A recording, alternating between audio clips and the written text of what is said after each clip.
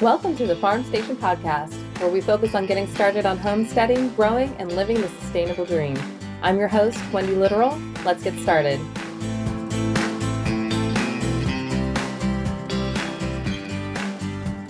First up on this inaugural Farm Station Podcast is Caroline Nicotera of Terra Stone Greens.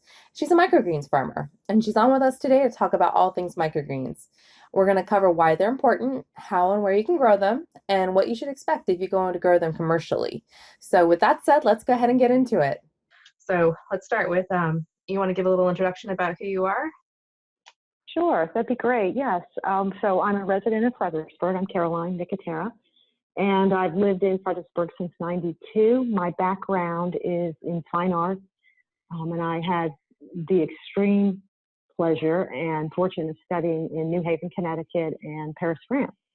My hobbies are painting and gardening, and this is how I started Fredericksburg Gardeners, which is an online Facebook group, and that's grown to almost 300 people now, so I'm pretty excited about that.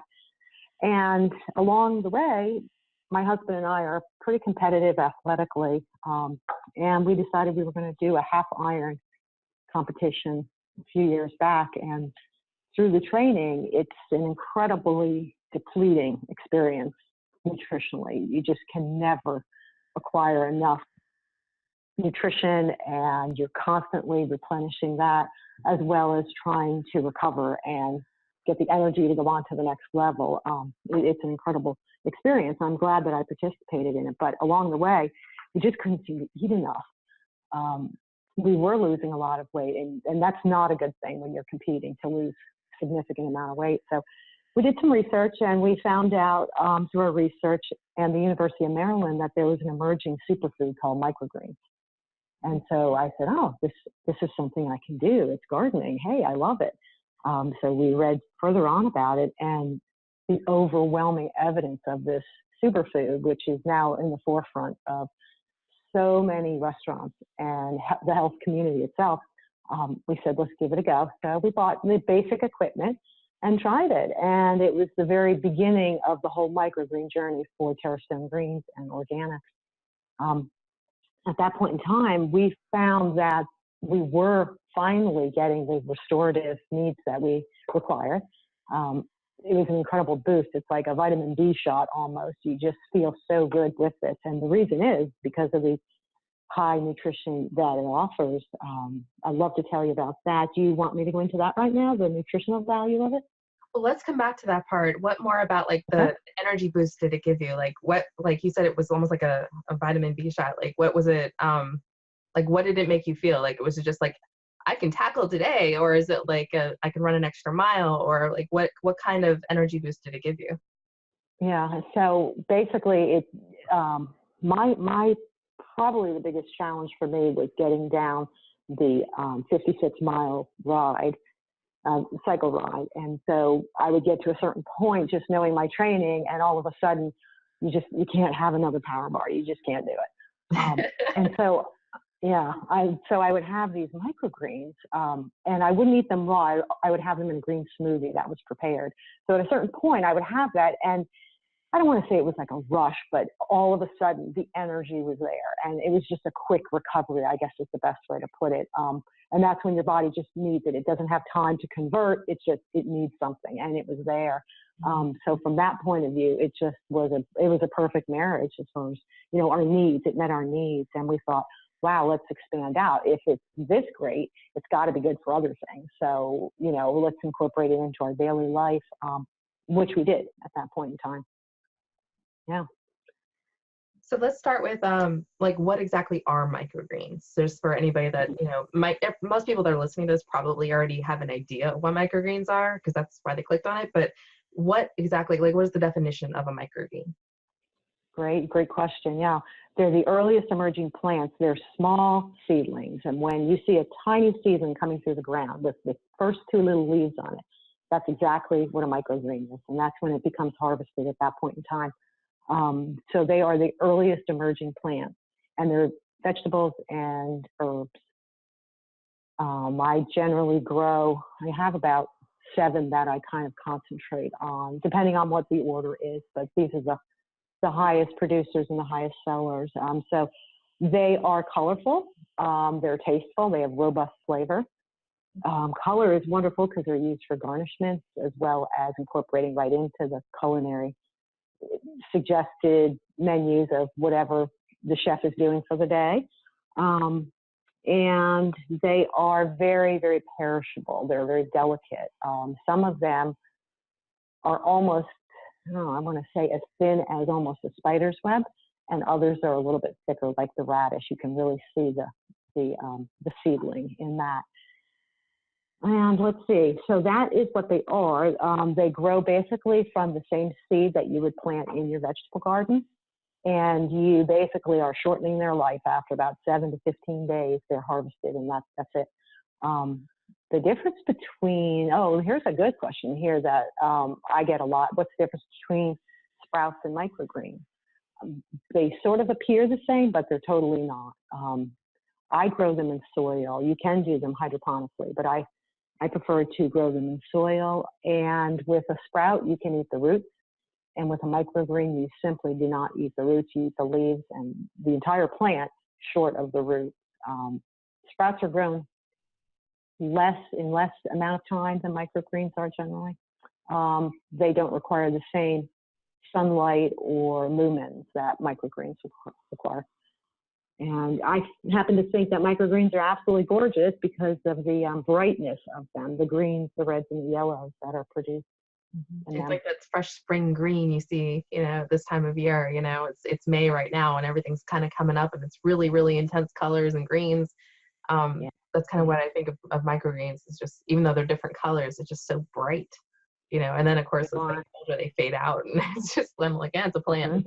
Yeah, and that's right. And they hold their color too throughout their whole period. They're good for about 10 days, and they have to be refrigerated.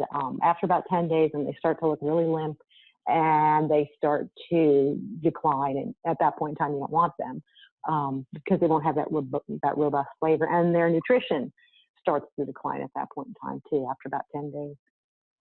Oh, that's interesting that it fades off, because you think it was like a one contained entity. I mean, you wouldn't want to eat old produce, so that makes sense. Right. Exactly. Limp lettuce, right? You don't want that. Yeah, right. Like nobody wants to eat that. So you brought up a good question or a good point about like it's just kind of whatever the chef wants is kind of determines your order, or what you grow for their order. Do you find that people want pretty more, or do they want nutritious more? It kind of wondered, because the microgreens is still like a newish thing. So I'm kind of wondering, like, is it more people do they make menu decisions based on the nutritional value of the microgreens, or are they just doing it because it's pretty? Right. Excellent question. Okay, so there's two answers to that, or there's one answer that we can split into two. The first is the chef. The restaurants downtown, which is where I basically sell them in the Fredericksburg region, and it's a pretty great community for farm to table, and it's growing, which is exciting. They, in my experience, use them primarily for garnishment, so it's a visual thing. Okay. And they will pair them. They do it by color as well. So if they have white fish, they'll pretty much use the reds or the yellows. So that's the answer that I'm getting from the chefs. My interaction with them is very quick when I deliver them. They're so busy that they only have a couple seconds basically to shoot back some feedback to you and answer my questions. And pretty much ask questions, what's coming up? What can you do? Mother's Day's coming, we need X. And so in 2 minutes, we pretty much do the whole discussion. But based on that, my answer that I come away with is the fact that they are using them primarily for garnishments. I would love to see them start incorporating right into the menu. And perhaps they are, and I don't know that. But for right now, the chefs are going with the visual. And then the other side of that question is the health community. Strictly, I'm sure they're using them for garnishments and placing them on top of their dishes, but primarily they want to know, how can I incorporate this into my meal? I want a significant amount of this in my meal. So I'm providing two different types of recipes for the two groups. And I would say it's about 50-50. Oh, wow. That evenly split. Okay. Yeah. That's interesting, because when you think about like microgreens, like, you know, like the same thing you were saying, like when you go out to eat and there's this pretty little garnishment on your food, you know, it's nice and all, but like 1 ounce of something isn't going to do too much, you know. But for how Right. nutritionally intense they are, you kind of want like a good chunk, you know, when you go to eat. So um, that was kind of what I was wondering about, like, you know, if people were more incorporating them into their regular food, like as a commercial aspect of it. And I think you're right that that like health nuts are really going after it as far as like we don't care what it tastes like, we just want to get it in our bodies so that we can move on to our next goal, you know. Right. Exactly. Exactly. Um, And it serves both purposes beautifully too. yeah, they are pretty, especially like I think it was the radishes ones that were like that deep red that came out. Just a beautiful picture. Um, Yeah, they so are. Mhm. how long have you been selling microgreens? Like So, the triathlon was, when was the triathlon? oh, that was 3 years ago. It was 3 years And ago. we've been using them about 3 years, yeah. But officially paying taxes on them and selling them, it's been since January. That's just, And has it grown? It has really taken off. I'm very encouraged by that. oh, that's exciting. The word is out. Yeah, yeah. It means that you've hit a nerve, you know? I hope so because I love the reaction when I offer samples, and I love the fact that people are coming back saying I'm finding value in these, and that's the whole point of it, is sharing value and promoting value and growing healthy food for people. In such a small space too. Can you talk about your what you have on here about your location and kind of what your setup would look like? Like, what does a microgreen farm look like? Good, great question.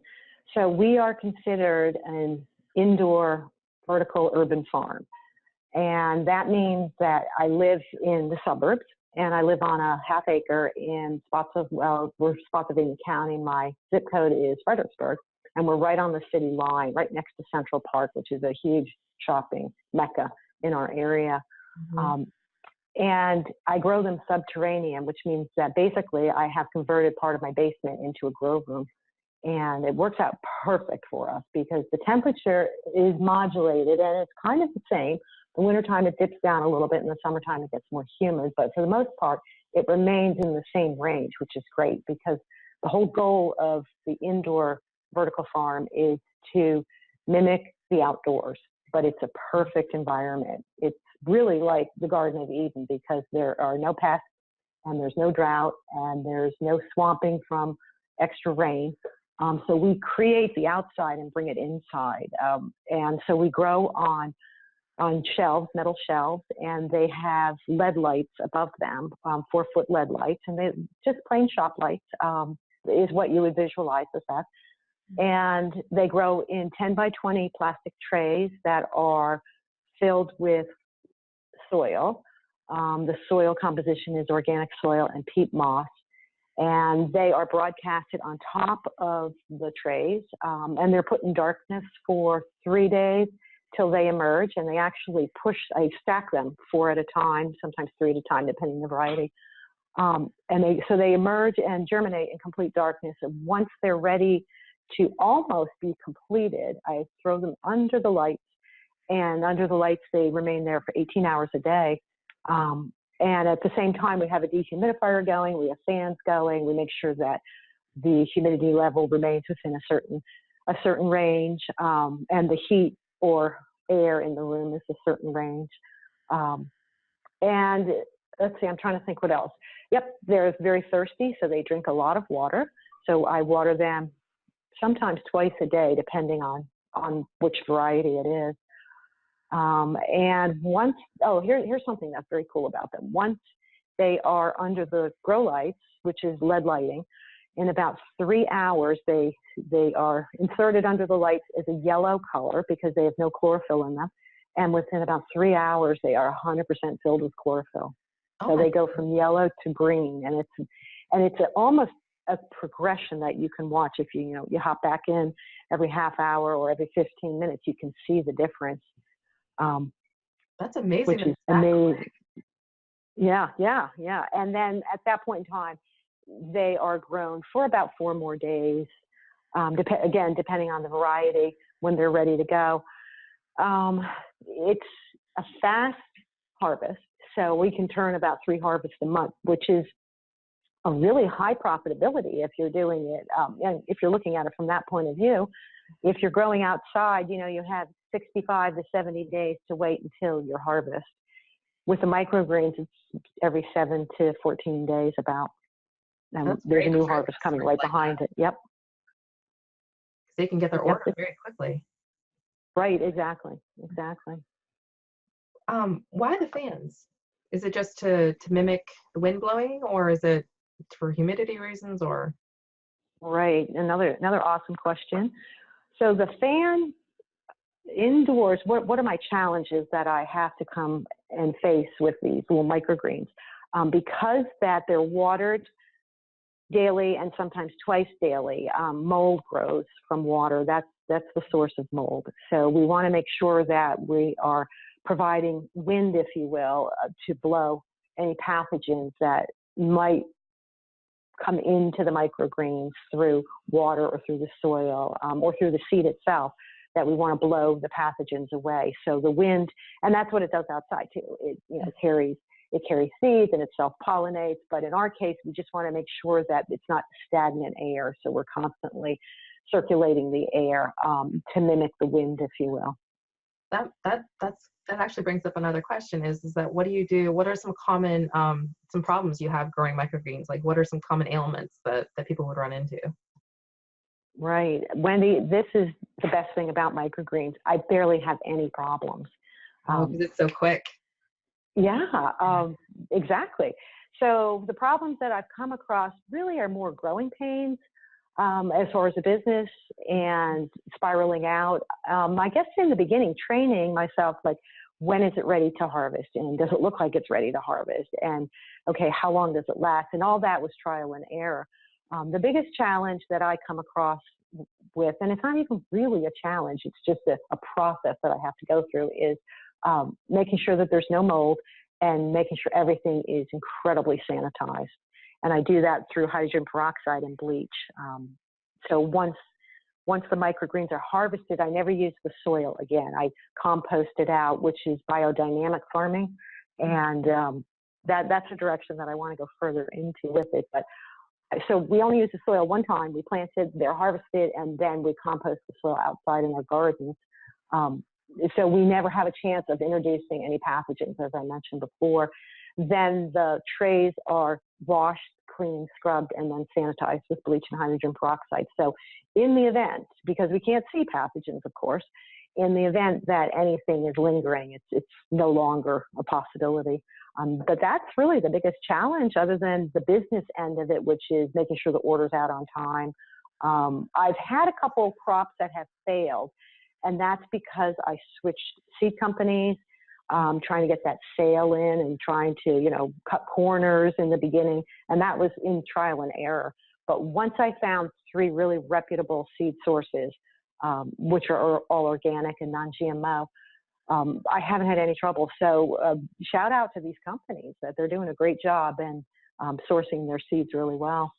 Having a good start makes all the difference. I mean, just not going with the cheapest option. Like even just in planting our garden, it was just like, if you went and got the cheap seeds, you may not have, like, you may have some that come up, but it may have like a 25% germination rate, So like there's just starting with better stuff makes such a difference in the long term. So like I bet you felt so awesome when you found those 3 companies, because it's just made like the streamline a lot easier. It really did. And so I can depend on them. And that's the way it is pretty much across the board. You kind of get what you pay for in so many areas in life. So yeah, I guess the message here is start with the highest quality seed that you can afford if you're planning on growing them. And they're super easy to grow, as far as if you wanted to, grow your own at home. You don't need the massive amount of quantity that I grow. Obviously, you just need enough for your salads or however you want to incorporate it. But I would say, if I was to offer somebody a takeaway, the takeaway is start with the highest quality seed that you can afford. If somebody's doing it themselves, if they just need like 1 tray for every 2 people, kind of. like just thinking about dimensions? Yeah. So I grow in 10 by 20 trays, but I also offer on my site, I offer little grow trays and kits that are already pre-made. And those are 5 by 5, 5 inches by 5 inches. And those obviously you just keep reusing again and again. They're plastic, but you can get a 10 by 10 and you can get a 10 by 20. I haven't really seen them grow in larger quantities than the 10 by 20. So what will a 10 by 20 yield you? If you're growing it for yourself and your family, a 10 by 20 will give you about, okay, let's say that we're growing radishes because they're probably the easiest to grow. And the prettiest, It's in kind my opinion. yeah. It'll probably yield you about 8 ounces. And 8 ounces goes pretty far. If you are doing sunflower seeds, that's different because that's a heavier, denser plant. And if you're doing, let's say, basil, that's a lighter plant, and that's a more fragile, smaller plant. So it would require more to meet that 8 ounce threshold if you are maybe 2 trays. But with radish is kind of the general baseline that to work from. You can get about 8 ounces a tray. Okay. So that's kind of like the general before you start getting too much stuff that you're not going to use, and then dealing with that mess, having Right, too big exactly. or, infected or whatever. Talk about your certifications. Oh, good. So certifications, there are a few that are out there that apply towards what I'm doing right now, the farming community. And this year I was fortunate enough to be certified naturally grown, and it's a wonderful program for farmers who are not commercially large as far as dealing with Whole Foods or Trader Joe's or a consistent Wegman size order, if you will. So it's the intermediate farmer, and it reaches out to farmers in communities such as ours, farmers markets and small farmers themselves. And so, yeah, I was brought into that family this year, and I was really, really appreciative that they could certify me, which they did. And that was just a few months ago. I guess it was March. Yeah, I think it was March. It was finalized that I was official. And so what does that mean? That means that I was inspected and my records were reviewed, and I went through the whole walkthrough with my inspector on what I did, and they examined my soil and my cleansing and sanitizing methods. So it's a provability certification. And it basically, I can use the logo now on all my marketing, but it tells the customer, it tells the end user that they are getting the quality that they're seeking, and what I'm offering is the real deal. Right. The next step. Sorry, go ahead. Yeah. The next step up would be USDA certification, and that is a little bit more costly, actually quite a bit more costly. And it's cost prohibitive to many a small farmer, which is why the CNG is perfect. But anyway, regardless of that, that's a goal of mine to go to the next step. And the following step after that would be biodynamic certified.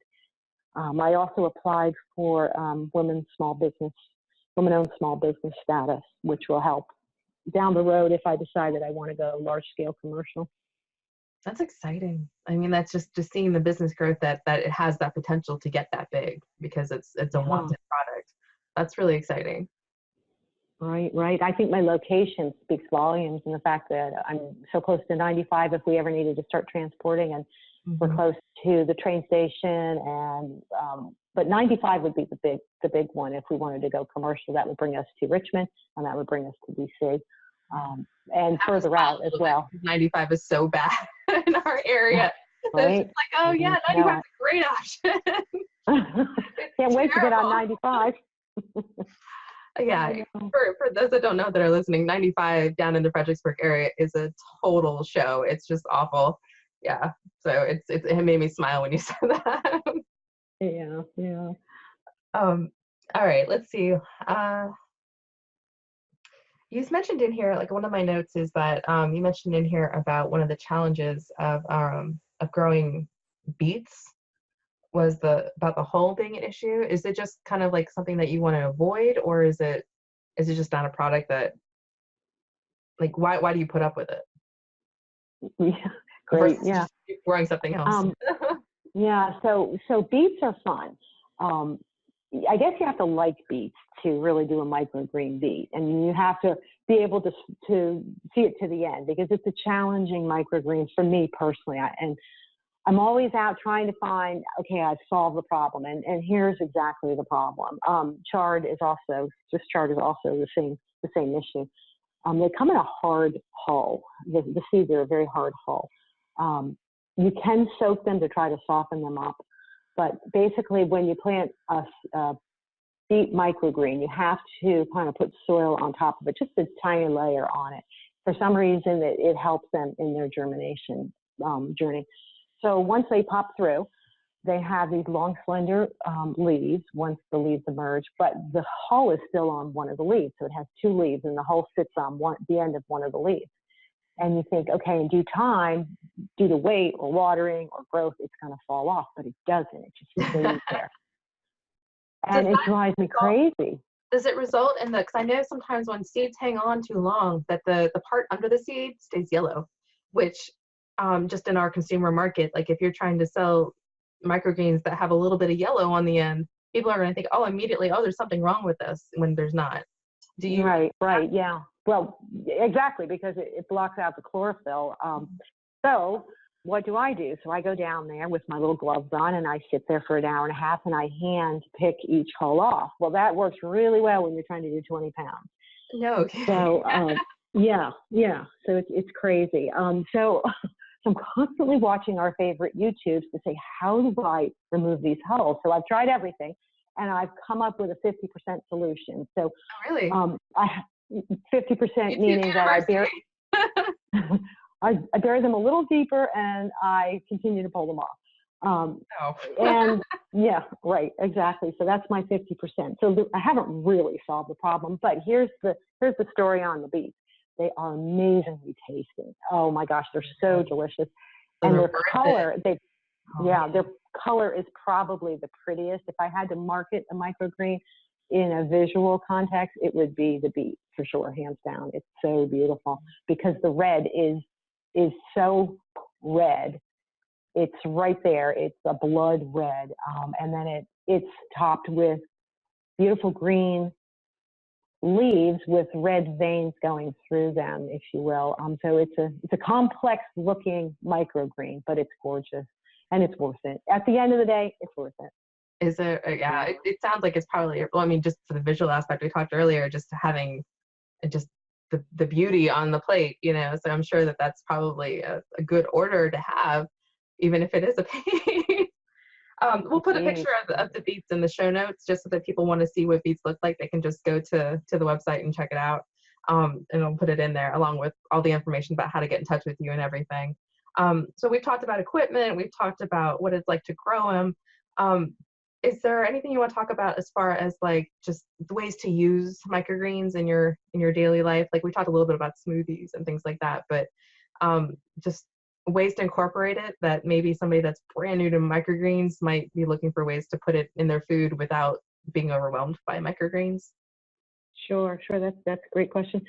Yeah, I'd love to mention that. Well, so I guess back to your definition of what you're using them for, you have to define if you're going to be using them more for garnishment for a dinner party, or salad at lunch, or if you're really trying to replenish as far as your nutritive needs. And I just wanted to mention that they have been used for folks that are experiencing chronic fatigue syndrome, anxiety, exhausted reproductive systems, those who are experiencing exhausted adrenal and hormonal issues. So it's used in this situation for reversal and restorative value because of the dense nutrition. So as far as using them, probably from my own experimentation, the fastest way to get it into your system is in a liquid form. If this is your need that you're trying to replenish and restore. And that comes in the form of a smoothie. You can do a green smoothie, or you can do a fruit smoothie. There's so many choices of smoothies, but that would be the fastest way for that purpose. For a visual and a garnishment, that's where it's just an open book. I mean, you can use it in omelets and on top of omelets. You can mix it in with the omelets. We talked about the smoothies. They're perfect in salads. You can actually use it as a vegetable replacement. So you can have your entree and then you can have your vegetable, and you can use the microgreens for that. Or you can, again, put it on top. They're beautiful in soups, as side salads. And one thing that I love to do is saute them with kale and chard and mix them together. And let's see, they are amazing in Asian dishes as well. So as far as sushi, and they're wonderful. So yeah, you can just experiment it. Pretty much anything that you would put some sort of a green salad vegetable with or on is where you would apply them. So just generally when you're cooking, just throw some in with whatever you're cooking, and it will just be as if you were putting in broccoli, or like a full-grown broccoli, or just any kind of general vegetable, peas or something. Just throw in some microgreens with it, and it will complement what you're working on because it has flavor. Versus, I know sometimes we'll get frozen broccoli and there's just no taste in what you're eating, you know. But with the pretty dull. Mm-hmm. Yeah. They are so fragile and so small that once you saute them, they do have an appearance. I want to say stringy, but that doesn't sound appetizing. But they're right. I know. But they're thin, and they lose as far as their rigidness when they're exposed to a significant amount of heat. I'm not under the knowledge, though, that they lose their nutrition once they're exposed to heat. You know, some of our cooking becomes oxidized once it hits the heat, and I have read that these still continue to hold their nutritive value if they hit the heat. So that's why sauteing is good. But again, you're not going to have that rigid microgreen that you would have on your salad. So the heat does deplete their size a little bit. I suppose you could just throw them in at the last possible minute, just enough to kind of get at them a little bit, but then it would still have that crunch, or it right. That's right. When you finally go, you know, to go serve. Exactly. I did have a question there, like you were talking about, because I'm a mom, and immediately my ears perked up, and I'm like, oh, I have picky eaters, you know. The vegetable replacement. Do you find that, or do you have an experience with like kids just being like all about the microgreens and being like, oh, they're little trees or anything like that? Like I know we used to do that with broccoli with my daughter Rose, like, you know, like, oh, broccoli, it's a miniature tree, you should eat it, you know. Like, do you find that there's any kind of like stories or anything with that? Do you have any experience with that? That's great. Well, my children are older. They range in age from, let's see, 32 down to 17, soon to be 18. So all the games that we played when we were younger are now no longer available. Right. And I'm just hoping that what we did when we were younger will be a lasting experience. And so far, they are amazing individuals, my children, and super healthy eaters. So I'm hoping that had some sort of an impact on them. But with the microgreens, I wasn't growing them when they were young. So it was the broccoli story, and open up, you know, here comes the little tree, and let's put some cheese on it and hair, you know, let's all the wonderful things, the imagination that you come up with children. And I miss that. I truly, truly miss that. So what could you do with that? That's an excellent question. Well, you know, I'll be thinking after we talk about this, and anything I find, I will put in the show notes, because, you know, it's one thing. We have Rose is an extremely picky eater. And honestly, the way she eats is the way that like you and I would eat to try to lose weight, you know, like plain grilled chicken and a side of steamed broccoli and like a really small amount of carbs on the side, you know, like that's what we would eat to lose weight, but that's what she likes to eat, you know. So anything outside of that realm has always been, you know, like you're begging her to eat, you know, like begging her to eat carbs, right. Like something just to, you know, please, you know, it's like, you need this to grow, at least eat your protein, you know, like just pushing it that way. So it's like immediately when you started talking that way, I was like, I wonder if, you know. Yeah. So I'm thinking perhaps, obviously some kind of a situation where it's blended with something and maybe baked might work. I don't know. This is a really good question, and we should come back to this after we do some research on how this is done, because that would be a whole new avenue and a whole new area that would open up to families as far as getting the greens down. And I know that's a massive challenge. I do recall from my own past experience that the harder I tried, the more resistance was met. Yeah. So when I backed off and just like nonchalant, oh, okay, you eat them, you don't, no big deal. But we're not moving on to dessert. That's not a plan if we don't eat them. So it's your choice. Yeah, that's what we've kind of reverted to work. Well. Just kind of like, all right, well, there's dessert, but we're not going to do dessert if you don't eat all your protein, and that's one thing is that we've been very good about is just the total segue here. Is like we've been like, this is a carb, this is a protein, this is what's considered a vegetable, this is what's considered pasta, or like we're like really trying to teach her like the different kinds of food and what those foods are made up with, and and it seems like overkill, and I'm sure that somebody that doesn't do this is kind of like, really, this is what you do. But I tell you, it's like I grew up with the worst eating habits. I mean, like, I just remember like all kinds of desserts always being available, and soda was like a main staple in our house, and and no, it's not casting aspersions on my parents at all, but it was just I was not equipped with that knowledge, and so for my 20s and like the first part of my 30s, I continued to make really bad food decisions, and then it wasn't until I became a parent and I just suddenly became a complete know-it-all about food, and it's made such a big difference. And I'm like, man, I wish I'd known this a decade ago. It's like it makes such a big difference in your day to day. So it's that's a great beautiful transformation that you've made, and to be able to pass that on to your children, so they don't spend a long time not knowing that they're equipped earlier on. When you don't think you're making a difference, you really actually are making a difference. So keep up what you're doing. You're doing an awesome job. It really is something. Yeah.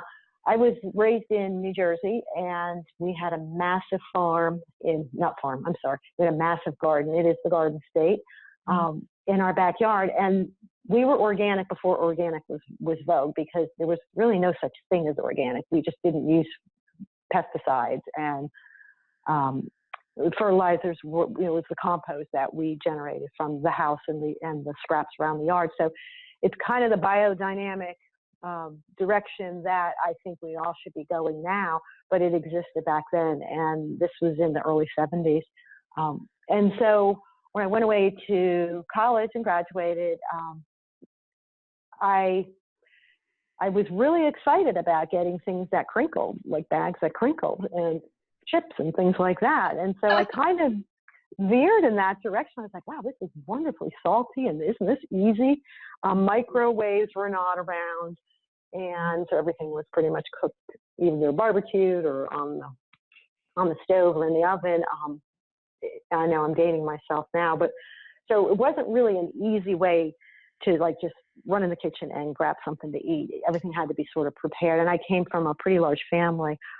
So mother was always busy doing the cooking and the preparation. And because we had a large family, we depended on that garden, and my mother canned, and we froze a lot of food. So I grew up with that. I don't want to say I stepped away from it for very long, because if you grew up that way and then you start making bad eating decisions, you realize it right away, because you feel it, and your skin is different, and your fatigue level is higher, and you really notice that you can heal yourself through food. Yeah. So I went back to really healthy eating, and then of course when I was married and we bought our first house, which was in Fredericksburg, we went right into the heavy-duty gardening, and that's how my children were raised. And we started with a little stand out front, and they learned, to sell their products that they grew. So that was kind of fun. And so they've always been raised that way too. But I do kind of remember thinking how cool this is, just to bring a bag of chips home. Yeah. I mean, that independence, that first breath of independence, man, it's just, yeah, you just go crazy. Yeah. Stuff that, like, I remember, because soda wasn't, it was always a mainstay in our house, but it became predominant when I got in my teenage years. Like, all of a sudden there was just always soda in the house, and it was always diet soda. And I remember very clearly, like, we would go over to like a birthday party or a friend's house or something like that, and they would have cans of regular Coca-Cola, And I would always drink like 4 of them because because I didn't get it at home, and I thought, oh, this is so cool. It's regular full soda and it tastes so much better than diet soda, and it was just always such a treasure, like I remember that being like a huge, great thing. And then now as an adult, I'm looking back, I'm like, a huge, great thing to drink 50 ounces of sugar. Like, it's just, Right. I'm like, that was a terrible concept. It was a terrible idea. But as a kid, or just a young adult, it was like, I can do this now. And it's just like that total release of freedom to go do what you want. And then suddenly it's like the big thing when I was in college was Mountain Dew. And it was like, and like the end tail end of high school into college, it was everybody had Mountain Dew, and it was a Mountain Dew thing that like you always had to have Mountain Dew.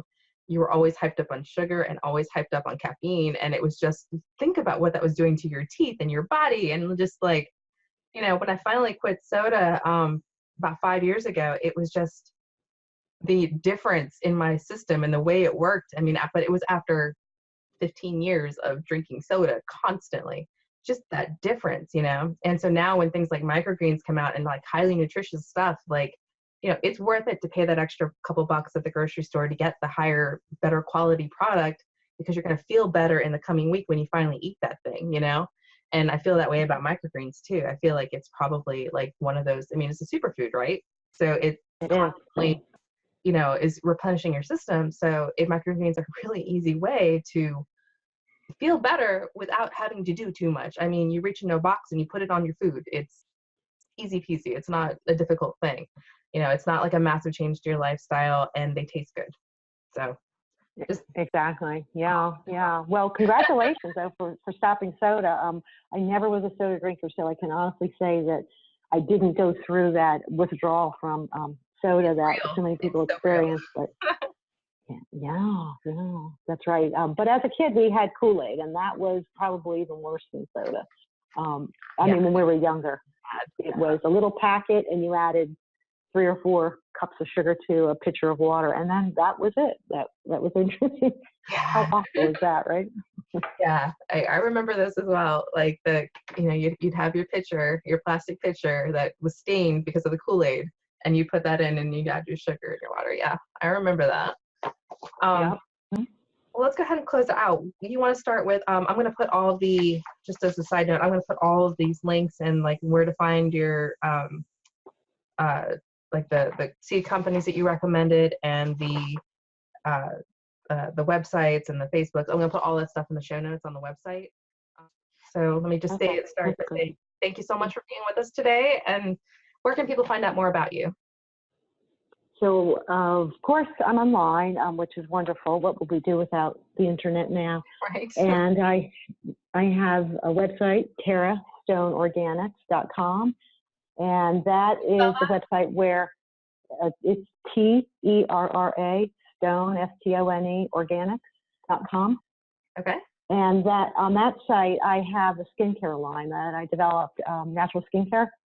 And I developed this actually for a client who had adult acne, and they were tired of spending billions of dollars on products that just did not work. So we developed a product together, which was activated charcoal and peppermint natural soap.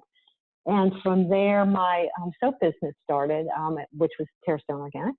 And I've grown into about 7 different varieties of soap and bath bombs and lotion.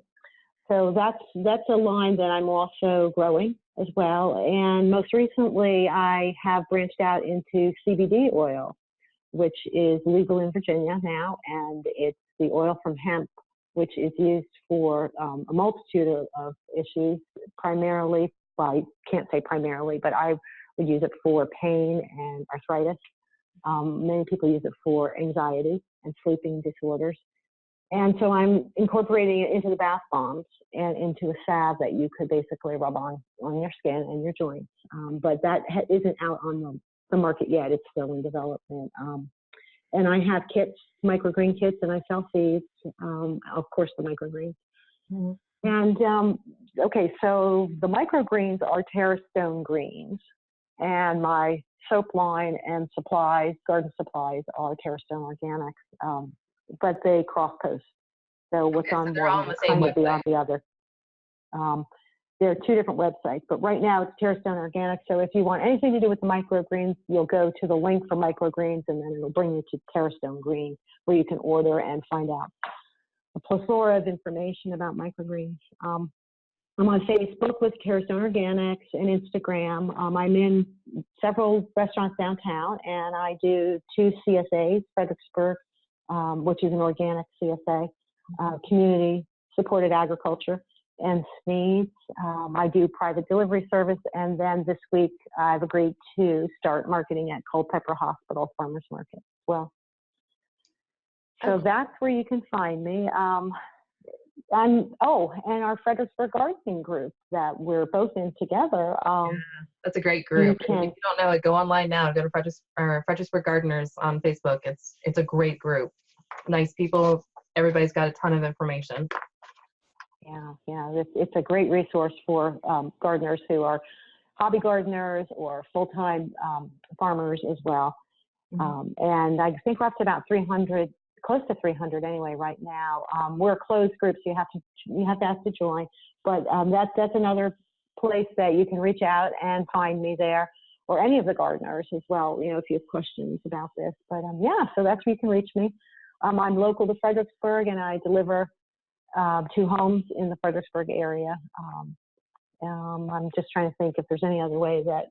If you can't reach me that way, then it would be definitely just reach out to the garden group or go online, or I could be reached at terrastoneorganics@gmail.com. Okay, great. I think that's it. Yeah. Well, thank you so much for being here. We appreciate it. Take care. All right. Bye-bye. And that, my friends, was Caroline Nicotera with Terrastone Greens and the first episode of the Farm Station podcast. Please see our website, farmstation.com, for the show notes, and we'll see you next time. Take care. Bye-bye.